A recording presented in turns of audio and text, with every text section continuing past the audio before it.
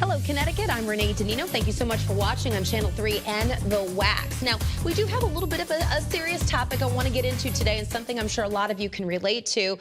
April is Dog Bite Awareness Month. It's something you never want to think about. And my good friend Anna Marie Grise and her pup Roan, who I absolutely love, and my Wolfgang loves him too, they are survivors of a horrific attack. And as a longtime dog owner and survivor, you've now taken it upon yourself to speak out for victims. And you and I are both dog lovers, right? Yep. So this isn't anything to do with that, but we want to remind people you do need to be respectful of others when you're out on your walk, or when you're at a dog park, or when you go to a sort of an event that encourages people to bring well-behaved dogs or pets on leashes, making sure everybody's up to date on their vaccines, and just kind of being respectful, because, you know, not every human likes every human. Right. You don't want to go running up and doing that, right? So it's the same in the animal world. So, Anna Marie, thank you for being so brave today. Yeah, of course. You know, we're here just to be able to help spread some awareness.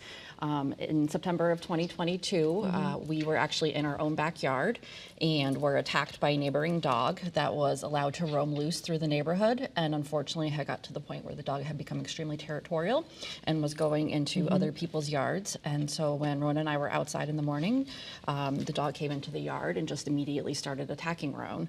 And I got in the middle of it to try to break it up, and unfortunately I also was bit as well too, and suffered severe a bite to my Life-altering, yeah. life-altering injuries for you and Roan. Yeah. So what ended up happening was the dog bite was so severe, it ended up becoming infected, and it was septic, and we had to have a portion of my leg cleaned out and removed.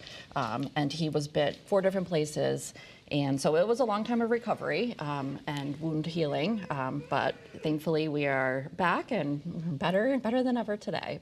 And it's very brave of you to speak out. And I remember after this happened, I had hosted an event at the Connecticut Science Center, and you and Roan came out, and there were a lot of other dogs there, and I was so proud of you. Yeah. And Roan did very well. How does Roan do with other dogs now? I mean, you've been socializing, but how is he doing? So we keep our distance, and he doesn't really, we don't, go up to other dogs. We don't invite other dogs up to us. He has 1 or 2 favorites, a little friend, our neighbor Ava, that he loves, but we don't interact with other dogs. But for the most part, he does have some PTS, so loud noises and things like that does bother him.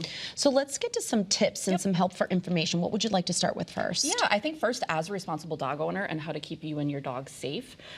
So, again, we were in our own yard when this happened, and the goal is always to be able to fence in your yard. But if you can't fence in your yard, make sure you're outside with your dog. Keep your dog on a leash. I know it's enjoyable to be able to watch your dog run around, but it's really important to be out there with your dog, keeping him on a leash. If your yard is fenced in, then you want to make sure that the perimeter of the yard is secure. So make sure there's no holes or anything that have been dug under, so either allowing something in or something out. You want to always make sure that you are up to date on your vaccines, your rabies certificate, and you also want to make sure that you do your licensing with your town.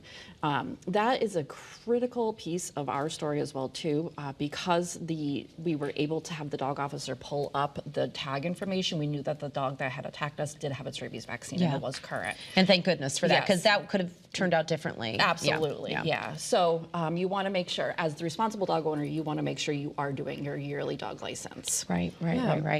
And there's some tips too after, if the worst case scenario, if you do suffer an attack wherever you are, you have some tips about this as well. Yeah, definitely. Things that you've learned, right? Absolutely. So you should definitely call 911 right away.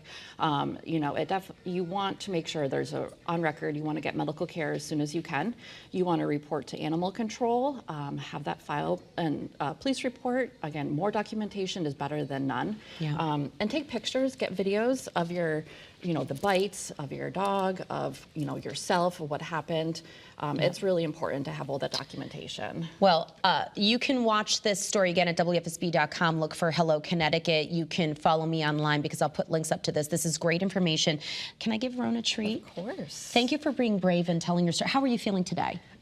We are much better, Okay. and we're happy, and we're proud to be able to do this. Do you see this? This is my good boy. Good boy, Roan. Yes. This floppy guy. Be safe. Thank you so much for telling your story today. And I know you're going to come back again in another capacity. Yep. But good job, Roan. You did a good job. Take a look at your screen right there. We've got some more information up there as to what you should do if you should find yourself in a precarious situation such as that April Dog Bite Awareness Month. All right.